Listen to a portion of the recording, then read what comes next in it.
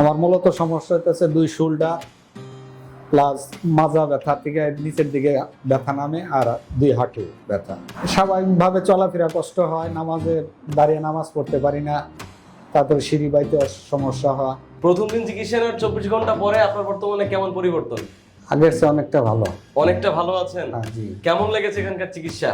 ভালো লেগেছে। ভালো লেগেছে? জি। স্যার, এই যে এখানকার যে চিকিৎসা খরচটা আপনার কাছে নেওয়া হয়েছে, এটা কি অনেক বেশি নাকি সাধারণ মানুষ নিতে পারবে? মোটামুটি রিজনেবল আছে আর কি, মানে সাধারণ মানুষ নিতে পারবে। এর আগে তো আপনি অন্য জায়গায় চিকিৎসা নিয়েছেন। স্যার আসসালামু আলাইকুম। ওয়ালাইকুম সালাম। স্যার, আপনার নামটা যদি একটু বলতেন। খন্দকার আসাদুজ্জামান শাহিন। আপনার বয়স? বয়স 53। পেশায় আপনি কি করেন?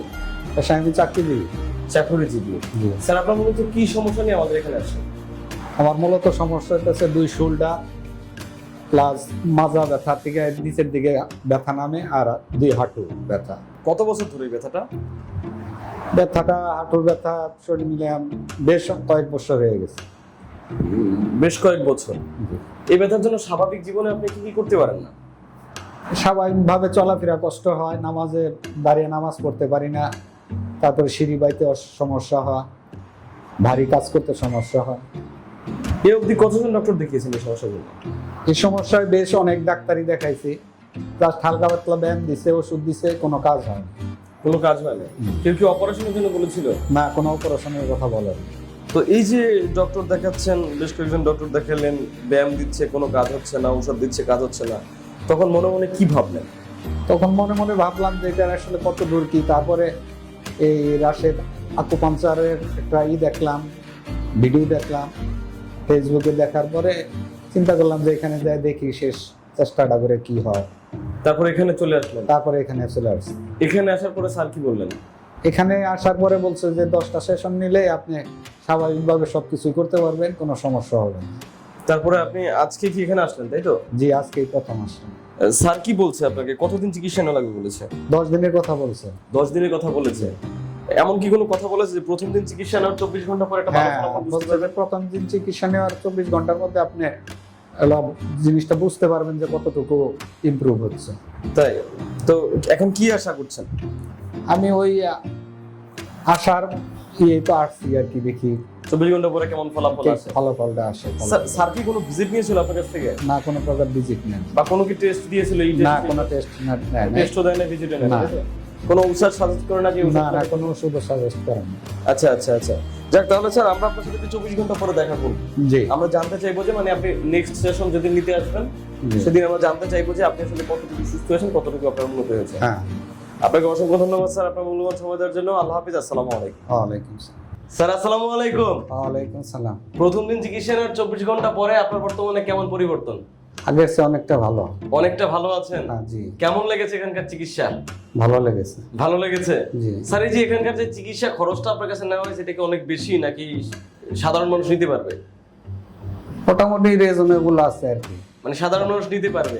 এর আগে তো আপনি অন্য জায়গায় চিকিৎসা নিয়েছেন, তো সেখানে কি কখনো দেখেছেন যে ডক্টর নিজে হাতে চিকিৎসা দেওয়ার জন্য?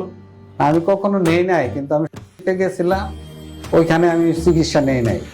এটা জানার পরে এখানে আসছি যে স্যার নিজে যেহেতু করে, তার জন্য আমি স্যারের কাছে আসছি। এই যে ডক্টর নিজে হাতে আপনাকে চিকিৎসা করাইছে, আপনার কাছে কেমন লাগছে ব্যাপারটা? ভালো লাগছে। আমি স্যারের প্রশ্ন করছি যে আমার এই সমস্যা, তখন স্যার বলছে যে আপনি টাঙ্গাইল থেকে সপ্তাহে 2 দিন এসে করতে পারবেন, আপনার ভর্তি থাকতে হবে না।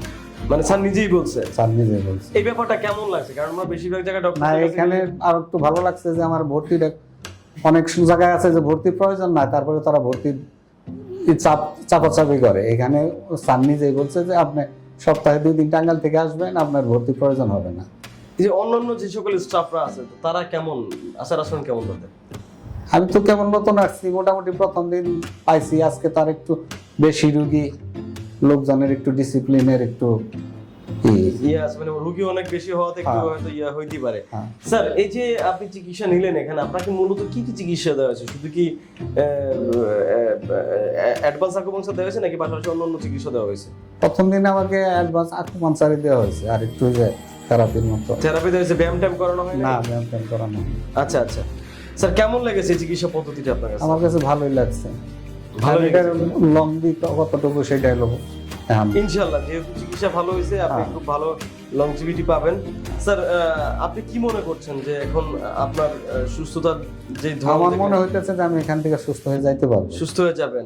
যাক আলহামদুলিল্লাহ, আমরাও সেই দোয়া করি স্যার আপনি খুব দ্রুত সুস্থ হয়ে যান, আপনার স্বাভাবিক জীবনে ফিরে যান ইনশাআল্লাহ। স্যার আমরা আপনার সাথে আরো একবার দেখা করবো, সেটা হচ্ছে আপনার শেষ দিন 10টা সেশন নেওয়ার জন্য বলেছি তো আপনাকে। জি জি শেষের দিন আমরা আপনার সাথে আরেকবার কথা বলবো যে আপনার তখন কতটুকু উন্নতি হয়েছে।